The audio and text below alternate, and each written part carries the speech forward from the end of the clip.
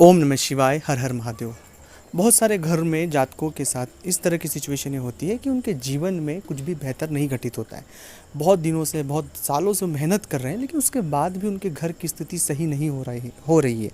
उनसे नीचे, उनसे कम वो लोग बहुत आगे तक जा रहे हैं, लेकिन हमारे घर में न जाने क्यों क्या ऐसी स्थितियाँ हैं कि चीज़ें ख़राब होती है।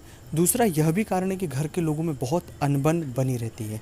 तीसरा है कि कोई व्यक्ति घर में होता है जो इतना अपनी चलाता है चीज़ों को लेकर, अकल है नहीं, लेकिन उस घर को इस तरह से वो चलाना चाह रहा है कि सब, जैसे उन्हें सब कुछ चीज़ें आती हैं और वहाँ से चीज़ें ख़राब हो जाती है। घर में कई बार ऐसी सिचुएशनें भी बहुत से जातकों के यहाँ देखी है कि उनके घर में अनायास ही कोई ना कोई घटनाएं घटित होती रहती है। जैसे मान लीजिए कोई दुर्घटना हो गई, कोई विवाद हो गया, कोई ना कोई इस तरह का खर्च आ गया, कोई धोखाधड़ी हो गई, आग से हानि हो गई, मतलब नुकसान किसी भी चीज़ से कभी भी उनके यहाँ आते ही रहता है। यह सभी परिस्थितियाँ सामान्य स्थितियों में मैं नहीं कह रहा हूँ कि जी सामान्य रूप से छोटा मोटा नुकसान हमेशा होता रहे, लेकिन यह तो बहुत ज़्यादा ही हद तक हमें परेशान कर रहा है। मैं फिर कह रहा हूँ कि ये जितनी सारी स्थितियाँ मैंने आपके साथ साझा की कि कर रहा हूँ, ये सामान्य परिस्थितियों में कर रहा हूँ। और अगर जो परिस्थितियाँ मैं आपको बता रहा हूँ या आपसे जुड़ी हुई है, जिसमें आप इंक्लूड हो या आपके साथ ऐसा हो रहा है, आपके आसपास किसी व्यक्ति के साथ इस तरह की चीज़ें हो रही है, तो यह वीडियो आपको पूरा देखना चाहिए, क्योंकि यह परेशानी तो मेरा बताने का उद्देश्य था ही सही, जिससे आप समझ पाए, लेकिन समाधान सबसे बड़ी बात होती है कि यह परेशानी बहुत महीनों से, कई बार पीढ़ियों तक चलती है और व्यक्ति उन्हें समझ नहीं पाता है और बस उन हालातों में गुथ जाता है और वो निकल नहीं पाता है, बहुत परेशान हो जाता है, बहुत हताश हो जाता है, निराश हो जाता है, बहुत बार चीज़ें ख़राब हो जाती हैं। ऐसी परिस्थिति अगर किसी भी जातक के साथ है तो मूल रूप से उसे अपने घर में नियमित रामायण का पाठ करना शुरू करना चाहिए। अब मैं ये बात क्यों कह रहा हूँ रामायण का पाठ करने की? जहाँ रामायण का पाठ होता है वहाँ दरिद्रता का नाश होता है।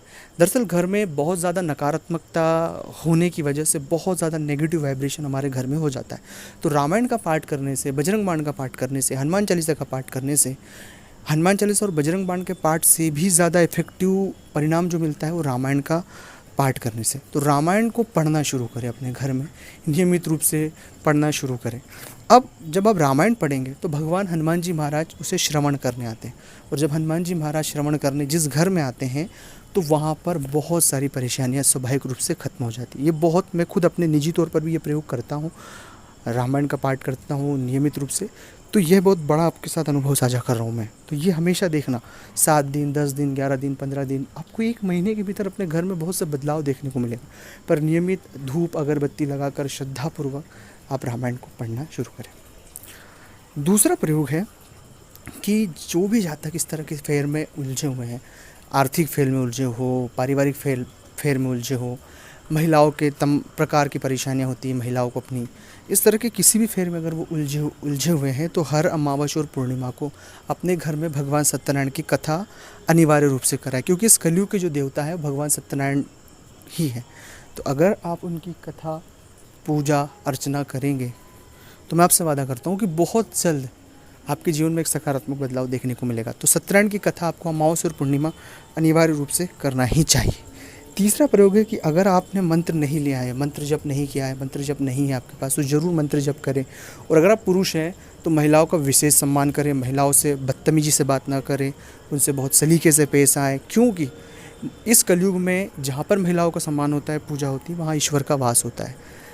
अगर अच्छा लगा हो ये वीडियो तो लाइक करें, शेयर करें, कमेंट्स करें। ओम नमः शिवाय, ओम नमः शिवाय।